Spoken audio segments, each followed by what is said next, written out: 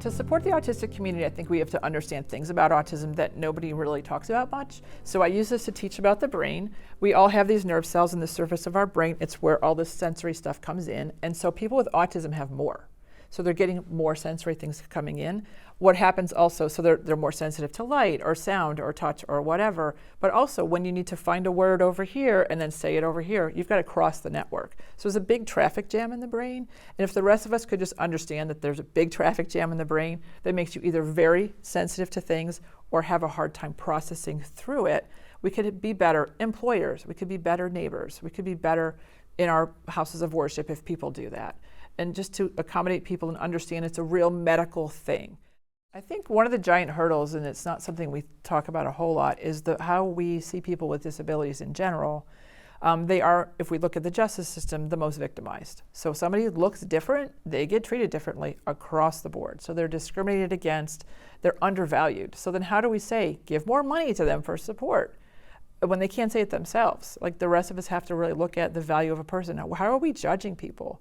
Is it how much money they have? Is it how well they can present themselves, eloquently?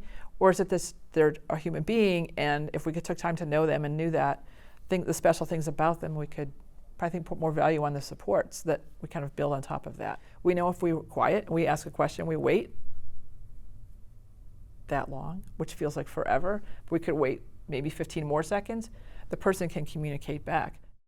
I think it's really important for us as a community, for people that are non-disabled, to speak up for people that have a communication social disability. When we leave these kind of things to people that have the problem, that are already marginalized, that don't have money, don't have access, they're not going to be the ones that call their legislator and say, hey, we need more funding for these things called waivers, which would support our needs later. It's up to the rest of us to speak up. So it's really important for people to think about, what if you had something as basic as laryngitis? Like for one day, that's a huge problem for people. But for the rest of your life, if you couldn't communicate, make your needs met, the rest of us have to step up and show up and talk to our legislators and show them like this documentary, or find other examples, or find a person with autism and bring them to somebody's office and say, meet Joe. Here's what life is like. We need your help. It's an ask for people. It's a big ask, but hopefully people will feel motivated to speak up more for this population. Visit us online at wqed.org/autism for more web extras, links to resources, and to watch the documentary Autism Aging Out.